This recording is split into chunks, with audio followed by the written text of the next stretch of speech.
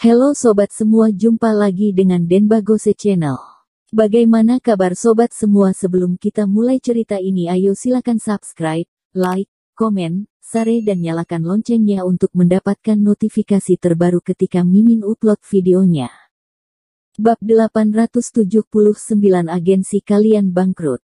Kemudian, James mengambil sekotak arak putih dari bawah meja dan mengeluarkan 3 botol ditaruh di meja.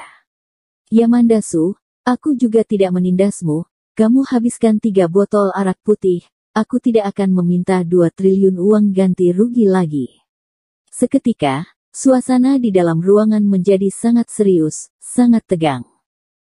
Yamandasu, arak ini lebih berharga dari yang dulu, sekarang kamu minum sebotol 600 miliar lebih, 3 botol 2 triliun, 3 botol yang dulu ku minum tidak semahal ini. Yamanda tertawa dingin, dia tahu jelas karakter direktur ini. Meskipun hari ini dia menghabiskan 3 botol ini, besok James juga tetap tidak mengakui perjanjian hari ini. Hal seperti ini sudah sering dia lakukan. Yamanda tidak bodoh sampai mempercayai kata-kata James. James, aku merasa kita masih boleh berdiskusi, El. Yamanda berusaha menahan amarahnya, ingin berdiskusi dengan James. Karena bagaimanapun dia adalah bosnya, dulu pernah bertarung bersama, dia berharap bisa putus baik-baik. Belum sempat James berbicara, Tiana lebih dulu berdiri. Yamandasu, kamu jangan terus mencoba tetap di sini, kontrak hitam di atas putih sudah ditandatangani, namamu sekarang sudah jelek, tidak ada agensi yang akan menerimamu lagi. Kamu jangan menghabiskan waktu lagi, cepat tanda tangan dan cari cara mendapatkan 2 triliun. Bagaimanapun kamu adalah penyanyi kelas atas, membayar 2 triliun seharusnya tidak susah. Mereka semua berbicara bergantian, benar-benar membuat Yamanda merasakan kedinginan dunia ini. Hanya dalam satu malam, orang-orang ini sudah berubah. Sebelumnya masih memanggilnya Kak Yamanda, sopan dan sungkan. Sekarang dia seperti orang yang tidak diterima semua orang. Baik, sangat baik. Kemudian, Yamanda langsung mendorong pintu dan pergi, matanya basah oleh air mata. Selain merasa dikhianati, dia juga merasa sakit hati dengan orang-orang yang pernah menjadi rekan kerjanya. Setelah Yamanda pergi, Tiana tertawa dingin, benar-benar gila, tanda tangan saja. Selesai, malah menghabiskan waktu semua orang seperti ini. Benar, Departemen Hukum juga sangat sibuk, sekarang malah mau pergi ke pengadilan, benar-benar membosankan. Yamanda baru saja pergi, tiba-tiba pintu ruang rapat IAGI lagi terbuka, orang yang masuk adalah Thomas Kin. Siapa kamu? Setelah masuk, Thomas duduk di tempat Yamanda duduk tadi, dia mengeluarkan pen, melihat perjanjian di meja, kemudian dengan santai menggambar bulatan-bulatan di atas perjanjian itu. Semua orang bingung, siapa orang ini, mereka tidak kenal. Tiana ingin menunjukkan kerajinannya, dia pun berdiri dan berkata, siapa yang membiarkan kamu masuk, mana security? Thomas tersenyum datar, berkata, agensi ini, setelah 2 jam, akan bangkrut, aku datang memberitahu kalian. Mendengar kata-kata Thomas, mereka semua membeku sejenak, kemudian tertawa keras. Datang dari mana si bodoh ini? Sembarangan bicara apa maksudmu agensi akan segera bangkrut? Kamu bilang bangkrut langsung bangkrut. Kamu pikir kamu siapa? Eksekutif perusahaan. Hehe, jangan-jangan kamu adalah penggemar berat Yamanda, datang bercanda dengan. Sangat jelas, Yamanda baru saja pergi. Tentu saja akan ada orang yang datang melakukan hal-hal yang berbau balas dendam. Tapi mereka sama sekali tidak menyangka, cara balas dendam seorang penyanyi kelas atas, adalah menyuruh penggemar beratnya datang menyombongkan diri, hahaha. Hei teman, kulihat kamu sangat cocok jadi penggemar setia, Yamanda saja sudah seperti ini, kamu masih begitu menyukainya, sadarlah teman. Tembok rubuh karena didorong banyak orang. Yamanda sekarang menghadapi nama baik yang rusak, operasi plastik, penipuan, berbagai macam berita negatif sudah bisa menghancurkan dia. Kalau tidak ada dukungan agensi, Yamanda akan segera terkenal dengan nama jelek, kemudian mundur dari dunia hiburan. Setelah beberapa tahun dia akan dilupakan secara perlahan. Melihat orang-orang yang menjelekkan orang yang sedang celaka seperti ini, Thomas tertawa dingin. Aku sudah bilang, agensi kalian, hari ini bangkrut. Thomas kembali menekankan. James pun merasa tidak senang. Dia memukul meja dan berkata dingin, anak kurang ajar dari mana ini, sembarangan bicara di sini, keluar. Security, mana security? James berteriak memanggil security, tiba-tiba pintu kantor ditendang, beberapa orang berpakaian hitam menerjang masuk dan berdiri di belakang orang-orang. Orang-orang berpakaian hitam itu melihat mereka dengan tatapan galak, tubuh mereka tinggi dan besar. James merasa mereka terlihat asing, sepertinya mereka bukan pegawai agensinya. Siapa kalian? Dua orang lelaki tinggi besar keluar dari kumpulan. Mereka menatapi James dan berkata, aku Samuel Duan. Rico Pei. Mendengar dua nama ini, James mengerutkan kening, ekspresinya agak canggung, dia memaksakan diri tersenyum. Dua bos besar, ada angin apa yang membuat kalian datang ke sini? Mereka tentu saja pernah mendengar orang seperti apa Samuel Duan dan Rico Pei, biasanya tidak berhubungan, tidak disangka hari ini datang ke agensi mereka. Terlebih lagi Samuel dan Rico berdiri di belakang Thomas Kin, satu kiri satu kanan, seakan-akan mereka adalah pengawalnya. Thomas dari awal sampai akhir tidak pernah berpaling, dia tetap menggambar bulatan-bulatannya di atas perjanjian, seakan-akan dia sudah mengetahui semua ini. Hati James seketika terjatuh, merasa ada hal yang tidak benar. Kedua orang ini agak aneh, mereka bisa-bisanya membantu Thomas Kin. Anda berdua apakah salah kaprah? Hari ini kita mau putus kontrak dengan Yamanda Su, mohon tanya apa hubungan kalian dengan Yamanda Su? Thomas tidak menjawab, dia kembali bertanya. Sekarang aku berkata agensi kalian bangkrut hari ini, kamu sudah percaya? James mengerutkan kening, ekspresinya sudah membeku.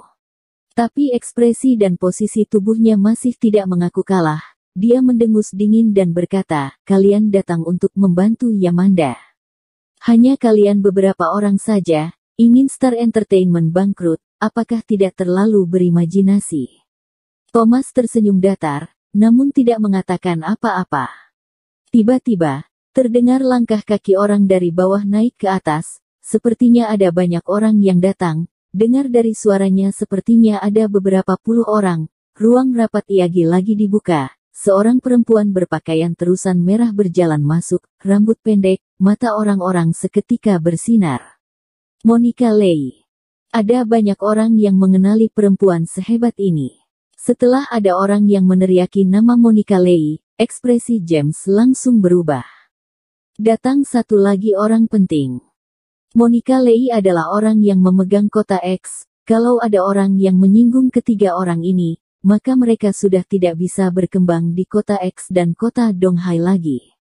James berdiri, kemudian bertanya dengan ekspresi pahit, Kak Monica, mohon tanya apakah kami melakukan kesalahan?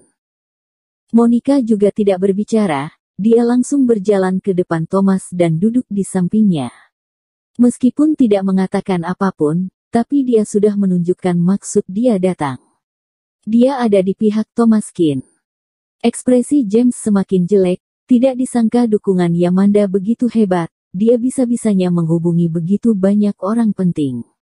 Koneksi Yamanda sejak kapan berkembang sampai sehebat ini? Thomas tersenyum datar, dan berkata, sekarang aku bilang agensimu sudah mau bangkrut, kamu sudah percaya? James tidak berkata apa-apa. Dia mengeluarkan ponselnya ingin mencari cara, ketiga orang ini meskipun hebat, tapi juga bukannya tidak bisa dilawan. Melihat James tidak berbicara, Thomas tersenyum iagi, dia bersandar ke belakang, dari pintu tiba-tiba masuk lagi beberapa orang. Beberapa pengawal berbadan tinggi dan besar mengelilingi seorang lelaki berbaju putih, memakai kacamata hitam, auranya tidak tertandingi. Dia begitu masuk langsung terasa dia adalah orang penting. Dia melepaskan kacamata hitamnya, ekspresi orang-orang langsung berubah. Harley Zhou. Harley Zhou. Benar-benar tidak menyangka, Harley Zhou bisa-bisanya muncul di sini? Harley Zhou, seseorang yang sangat penting, bos dunia hiburan, dia memiliki kekuasaan di berbagai bidang. Bahkan ada sangat banyak direktur perusahaan besar harus bersikap sopan dengan Harley Zhou. Dibandingkan dengan Harley Zhou, James sama sekali tidak setingkat.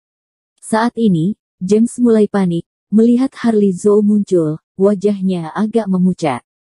Direktur Zhou, Anda mengapa kemari? Harley tertawa dingin, aku dengar-dengar, adik Yamanda ditindas. Adik, Yamanda. Kaki James bergetar hampir terjatuh di lantai. Yamanda sejak kapan menjadi adik Anda?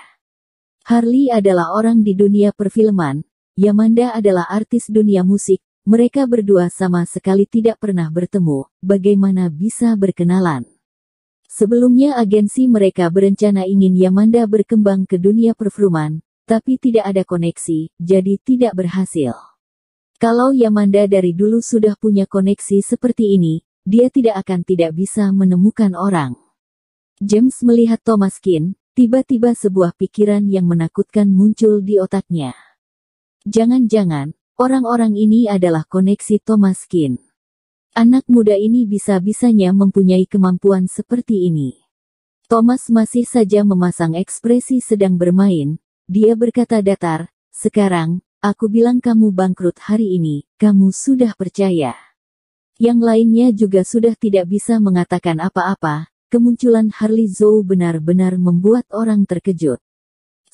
Harley Zhou benar-benar bisa mengguncang dunia hiburan. Ekspresi James sangat jelek, dia sudah tidak bisa berkata apa-apa, wajahnya pucat. Di saat ini, lagi-lagi masuk seseorang. Kemunculan Harley Zhou sudah membuat orang-orang terkejut, namun orang selanjutnya, membuat seluruh orang tersentak bersamaan. Seorang pria gemuk masuk sendirian, semua orang melotot dan membuka mulut. Stefan Ma, Direktur Ma. James segera bangun dan berdiri di sampingnya dengan penuh hormat. Kalau dibandingkan, Harley Zhou meskipun juga adalah bos besar, tapi dia adalah orang yang terkenal di depan, bisa berhasil juga sebagian besar karena dia memang terkenal. Jadi kalau mau benar-benar melawan, Harley Zhou juga tidak sehebat itu. Karena bagaimanapun James Zhou juga bukan bos kecil, Star Entertainment juga termasuk agensi yang lumayan besar. Jadi dia tidak terlalu takut dengan Harley Zhou. Tapi Stefan Ma berbeda, Stefan Ma adalah serigala yang sebenarnya. Dia selangkah demi selangkah menjadi bos besar di belakang dunia hiburan, bisa dibilang dia adalah setengah dari dunia hiburan. Kalau benar-benar mau bertarung, Stefan Ma seorang saja sudah bisa melawan setengah dunia hiburan. Bos seperti James ini, meskipun tidak kecil, tapi kalau beberapa orang ini bekerja sama ingin membuatnya bangkrut, sangat mudah. Direktur Ma, Anda. Stefan Ma sama sekali tidak mempedulikan James Zhou, dia dengan langkah ringan berlari ke depan Thomas Keane, dan berkata, saudara senior, hal kecil seperti ini, mana perlu Anda datang sendiri, dengan satu telepon saja sudah bisa kuselesaikan. Bersambung. Terima kasih kepada kalian yang telah menonton video ini, jangan lupa tekan tombol subscribe-nya dan nyalakan notifikasinya untuk mendapatkan video-video seru lainnya dari channel Denbagose.